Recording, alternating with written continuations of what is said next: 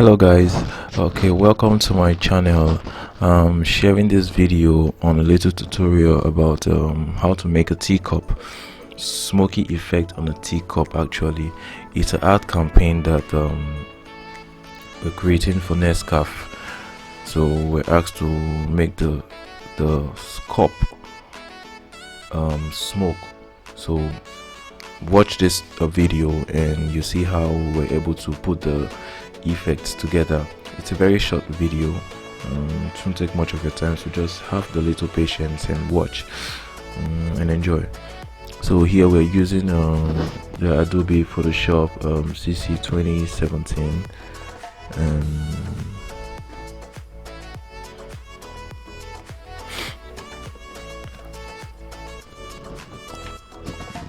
it's going to take a little time, but then it's coming up. Okay,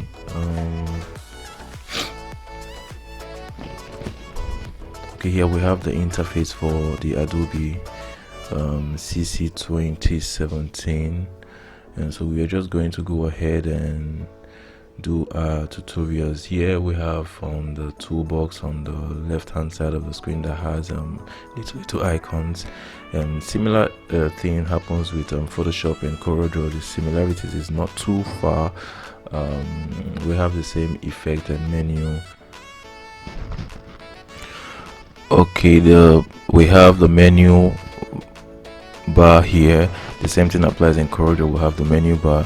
So we're just going to go ahead and choose the paper size, so to say, for this particular tutorial that we're working on. So we're going to use this middle guy here and click on create. So we just click on create, and automatically our work area or workspace, or so to say the canvas, in Photoshop it's called the canvas, while in CorelDraw it's called the workspace or work area. So we're just going to go ahead and open the files that we have already created. We've traced the teacup. It was a teacup with a black background. We took off the black background as a Nescafe teacup. The black background, we took off the black background, and we did other tracing to enable we able to work a little bit faster than the normal space that we're supposed to take. And so I'm actually slowing down on this particular tutorial so that we can be able to see the little movements that we're making. So it's a little bit dragging because of the recording, so you just have to be a little patient. Okay, here is the Nescafe teacup already traced. So we will go ahead and bring the teacup into the canvas or work area like that. So we'll scale it to size. That's increasing the size of the distance, because the canvas we use is a little bit bigger, so it's like you're increasing the pixels of a particular image. So we just did that, you're increasing the pixels. So either you click on the tick good at the top of the menu there, or you tap the enter on your keyboard. So we'll open the other effects that we're working with. I think the logo of the Nescafe. Open the logo.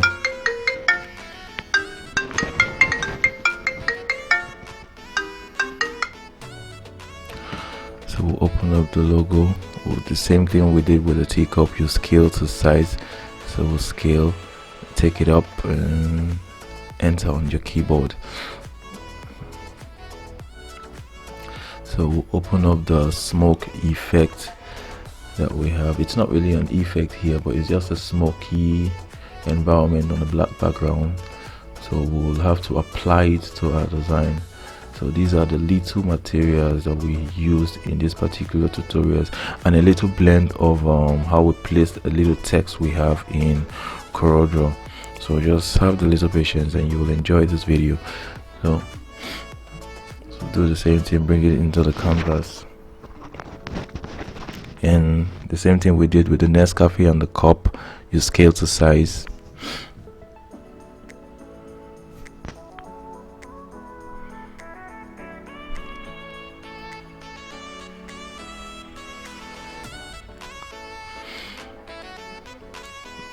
Okay, so you can hide the eye on the layer panel there. If you tick on the eye, it hides the particular image or any layer that we're working with. So we'll just go ahead and rename them so that we can be able to recognize each of the layers we're particularly working on. So we'll rename the Nescafe logo to logo. We'll rename the cup to coffee. Then the background, since it's a default white background, we just name it as BG for background because it's going to change. So that is that. So we'll hide the eyes of all the other ones, and we'll start with the background first. Create our background, and we can just go ahead and so this is where the design starts in a nutshell. So blending options, color overlay, choose the color we're working with. I think we're working with red. I think this percentage is okay.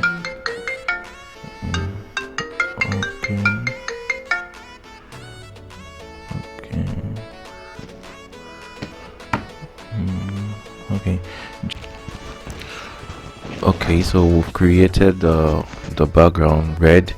So I'll manually do a gradient. I wanted to do the gradient before, but then working with that gradient doesn't really go well. So this is how we create the gradient. I manually create my gradient myself without using the normal color gradient, whatever thing. So this is how we create our gradient. So we'll rename that part with gradients. Then the foreground and background, choose the color to orange. Okay, I'll come down. Orange or yellow. Let's work with yellow. Okay. That percentage is okay, so you're okay. So we'll effect the color on the foreground. So this is, so I think that option is alternate, and backspace on your keyboard gives you that option. So tap the alternate and the backspace on the keyboard, but for Mac I think it's an option and delete gives you that listing, but for Windows alternate and backspace gives you the foreground feel. So we have that. So we'll remove selection, Ctrl D on your keyboard to remove selection, which if you're using the Mac is a command plus D takes off the selection. So we'll just go ahead and do that.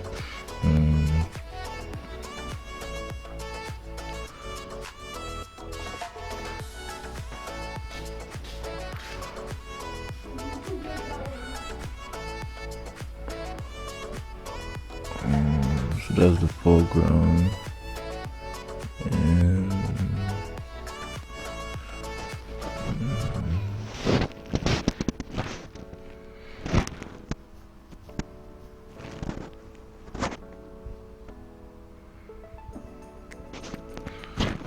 okay,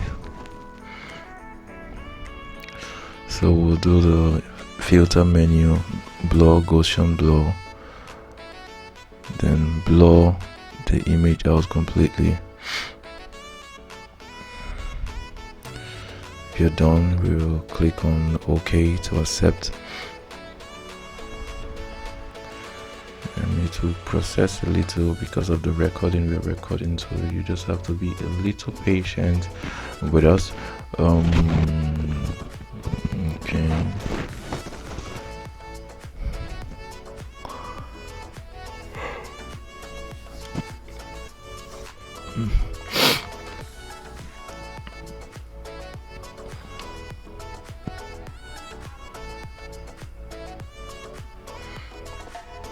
Okay, we're coming. Yes, okay. It's loading.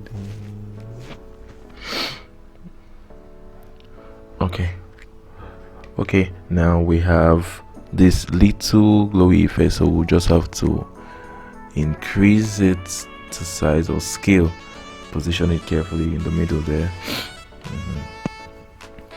So that is our gradient.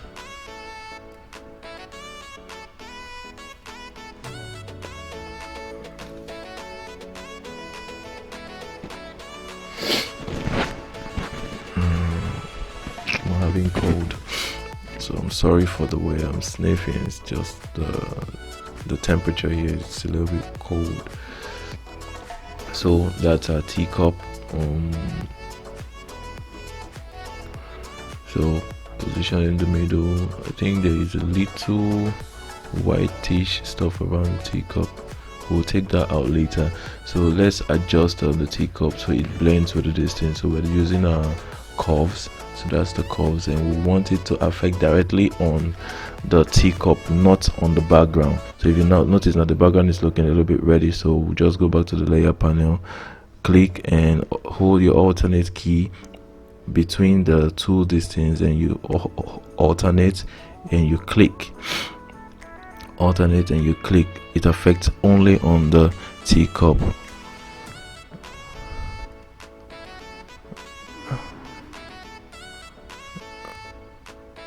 Okay.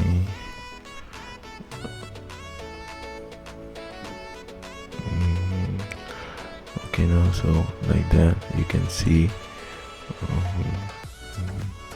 Okay, the little white outline on the cup that is not properly traced well, so we just have to use a lesser tool and take it out like that. Okay, and Control X for cut. So we have that. So we'll paint a little shadow around the cup so it doesn't look as if the cup is floating.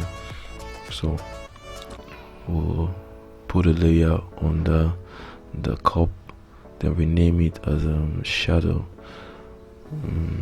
Go to brush tool, change the foreground to black.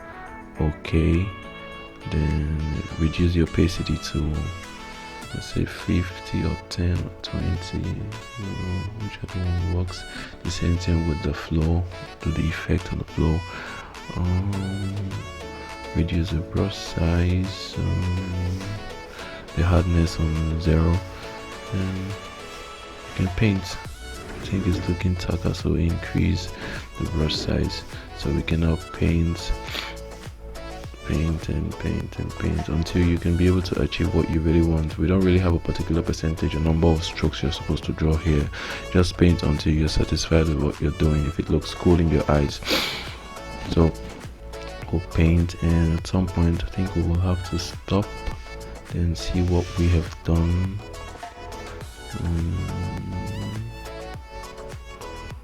Okay, so okay, now that's the shadow. So we just have to position the shadow very well, take it down, okay, like so. Yeah,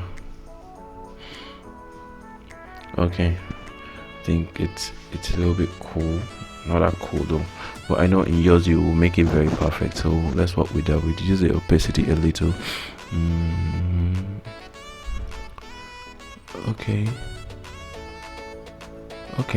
let's go up. The logo, we change the color to white. Blending options, overlay,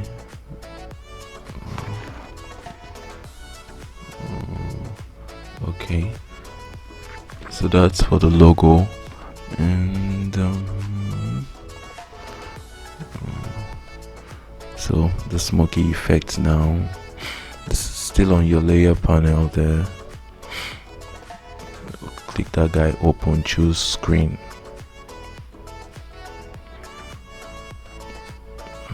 choose screen, and boom. Okay, so we just have to use our brush tool to do, but we created a little layer mask there. So we'll use the brush to set the foreground to black and white, so then paint. Okay, and the opacity, or reduce the opacity. Okay, and paint. See, we're done with what we're doing. Okay, I think it's a little bit cool like this. So we'll take the Nescafe up a little. It's really on the smoky effect.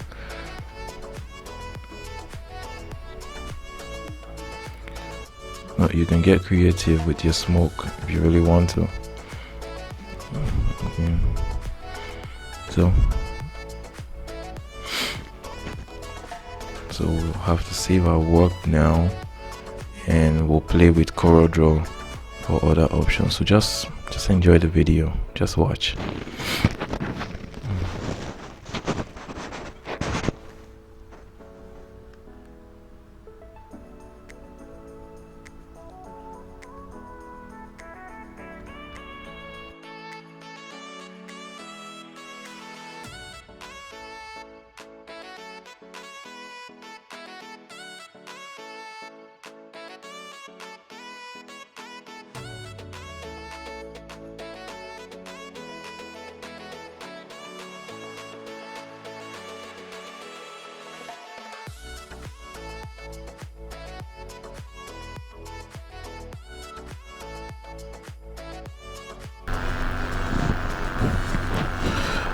Okay, we're switching to CorelDRAW now.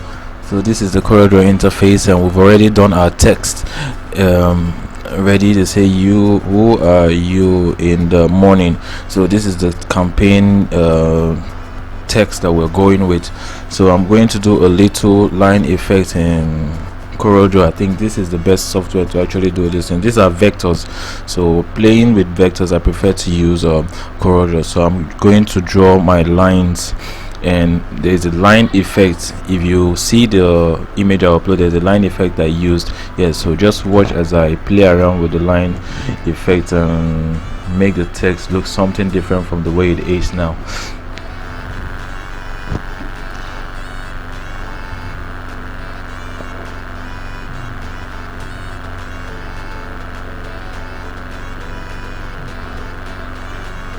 So that's my line tool. I've drawn the rectangular tool. I use it to create the line. That's the previous one I created before. I'll delete it so we can actually do something afresh. So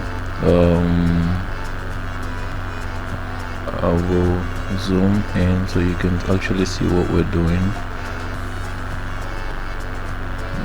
Duplicate the lines to make it multiple times. I'll tap my Ctrl D. No, it's not working well. Undo. Do it again. Hold my Ctrl down for. Okay, and I'll duplicate Ctrl D for multiple times. You can do it as many times as you want to. Okay, I'll select them. I'll convert them to curves and combine them. So I zoom in close.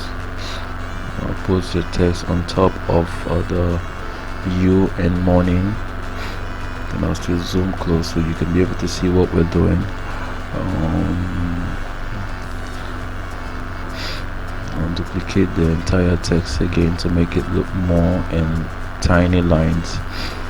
So the beauty of this one is when the lines are actually tiny. So do the combine again, then double click on the text to get the rotate, then I'll twist to my right to make it slant. Then I'll select the text inside, which is a good morning. I'll select the text inside, then notice the property bar has changed. I'll click on that, so delete. Now move it away to see the effects that we've created. So now we have that. Isn't it cool? So zoom back, take it back to my environment. So I will do the rest design here, play my text here, import the one that we've created in Adobe Photoshop into CorelDRAW environment and lay the text, and we're good to go. So don't forget to subscribe to my channel for more amazing videos.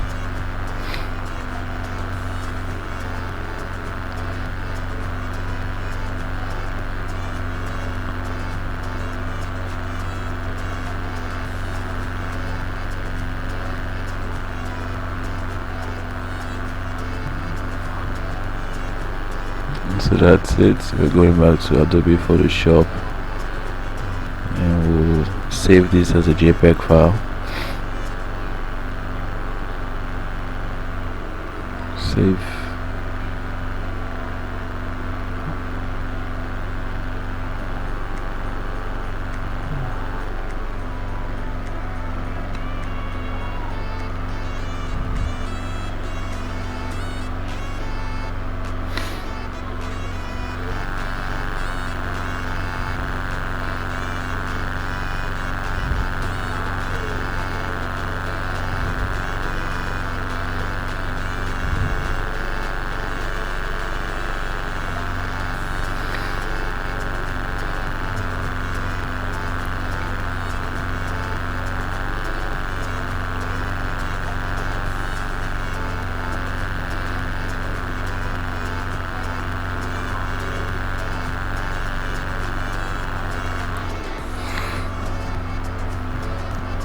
I'm actually using two windows here, the Mac OS and the Windows, so that's why I'm switching between the Mac and the OS. So it's difficult. I can't save something here on the Mac and I will see it in the Windows. It's not possible, so I'll have to drag manually from this window to the other window.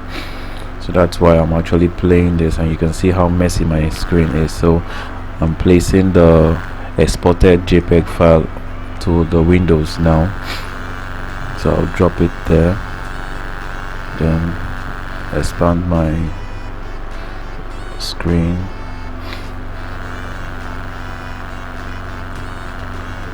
then locate the area where we saved it,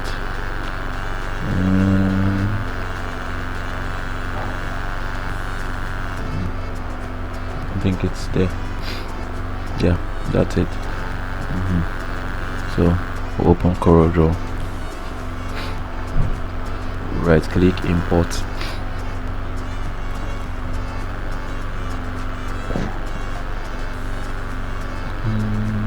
Desktop, what's the name of this file? Oh, mistake. Go back. Okay. Copy.